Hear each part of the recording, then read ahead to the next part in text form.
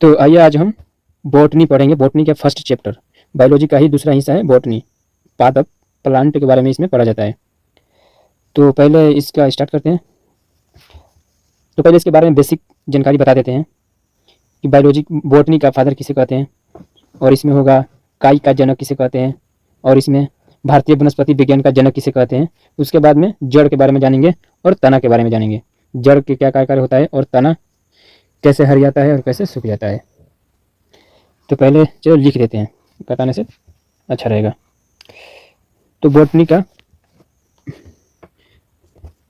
हिंदी में लिखते हैं, बॉटनी का जनक यानी कि पिता किसे कहते हैं। बॉटनी का जनक किसे कहते हैं? थियोफ्रेस्टस को। थियोफ्रेस्टस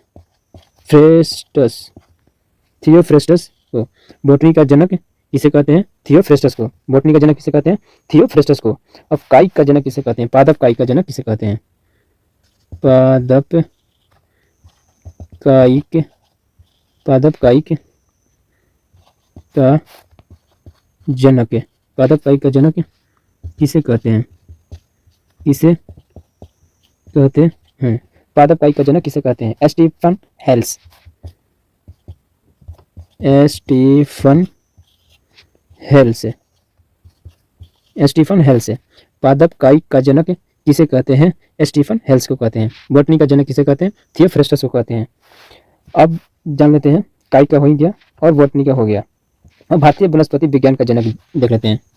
भारतीय वनस्पति विज्ञान का जनक, भारतीय वनस्पति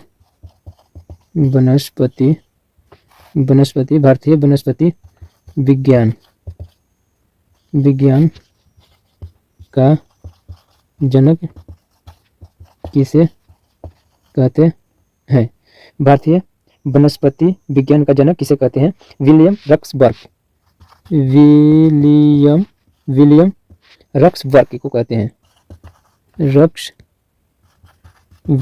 रक्सबर्ग को कहते हैं। चलिए एक बार देख लेते हैं। बॉटनी का जनक किसे कहते हैं? थियोफ्रेस्टस को कहते हैं। पादप काइक का जनक किसे कहते हैं? पादप काइक का जनक स्टीफन हेल्स को कहते हैं। भारतीय वनस्पति विज्ञान का जनक किसे कहते हैं? तो विलियम रक्सबर्ग को कहते हैं। तो अब जड़ के बारे में जान लेते हैं। जड़ निचला वाला भाग होता है, इसका विकास रेडियो मूलांकर से होता है। इसको मिटा के लिख देते हैं उसको भी। रूट, जड़ भूमि का निचला भाग होता है। भूमि का निचला भाग होता है। जड़ भूमि का निचला भाग होता है। इसका विकास रेडिकल मूलांकुर से होता है।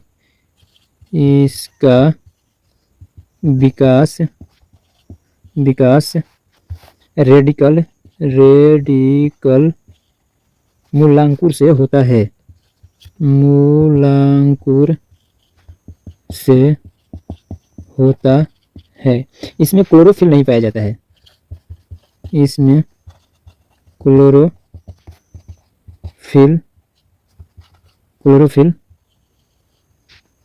नहीं पाया जाता है। जड़ भूमि का निचला भाग होता है। इसका विकास रेडिकल मूलांकुर से होता है। इसमें क्लोरोफिल नहीं पाया जाता है। देखिए बायोलॉजी में इसका जड़ जो होता है, जड़ में क्या प्रकाश होता है? नहीं होता है। तो इसको बायोलॉजी में इस तरह नहीं लिखा जाता है, इस तरह पूछ भी नहीं करता है एग्जाम में पूछता है फोटोग्राफी पॉजिटिव नेगेटिव ऑप्शन में मिलता है। जैसे इसका होता है जैसे कि जियोट्रोफी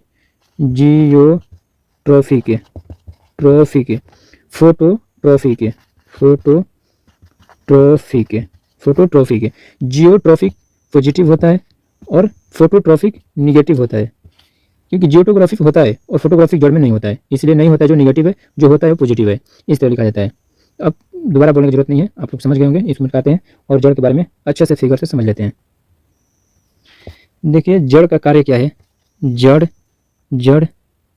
का कार्य क्या है, पहले जान लेते हैं जड़ का कार्य क्या है। तो जड़ का पहला कार्य पौधों को स्थिरता प्रदान करता है। पौधों को स्थिरता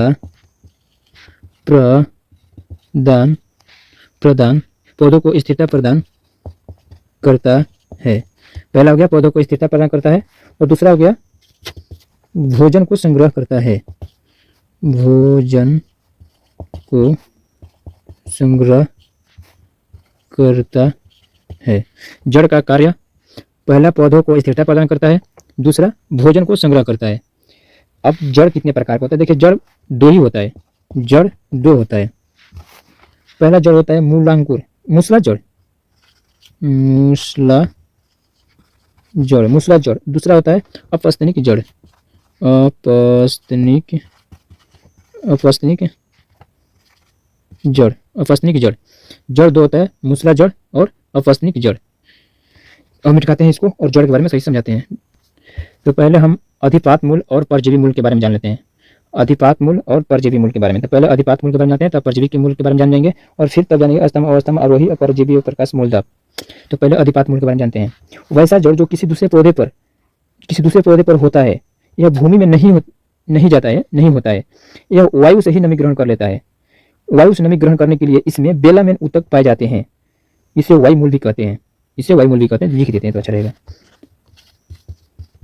वैसा जड़ जो किसी, लंबा हो जाएगा वीडियो, बोल देवे किए तो का। तो परजीवी मूल के बारे में जान लेते हैं। परजीवी मूल देखिए क्या होता है, इसको हम लोग, जैसे कि पेड़ हो गया, ये तना हो गया, ये उसका तना का जड़, ये इसका तना हो गया, ये जड़ हो गया, ये तना हो गया। तना में जैसे कि ये पतिया हो गया, ये जो पतिया को ऊपर छा जाता है ना, जो घेर लेता है, इसे अमर जीव पौधा भी कहते हैं। जो घेर के पत्तियों में प्रकाश को रोक देता है, प्रकाश नहीं पहुंच पाता है पत्तियों में, पत्तियां सूखने लगता है, अपने तो छा जाता है और दूसरे पेड़ को खत्म कर देता है।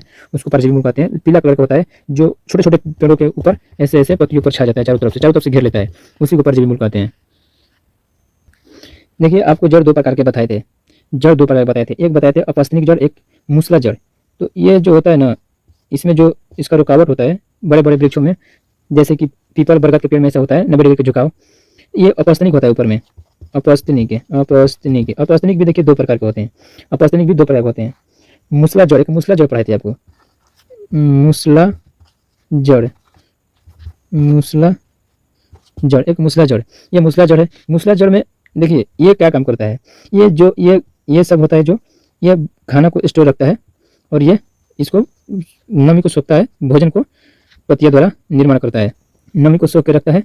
जैसे कि पत्तियों में पानी की कमी होता है, पानी पत्तियों में यही छुपाता है, पत्तियों में पानी ये छुपाता है, ये पौधे को रोक के रखता है सीधे। अब मतलब इसी पर सब है, पौधा पूरा इसी पर है।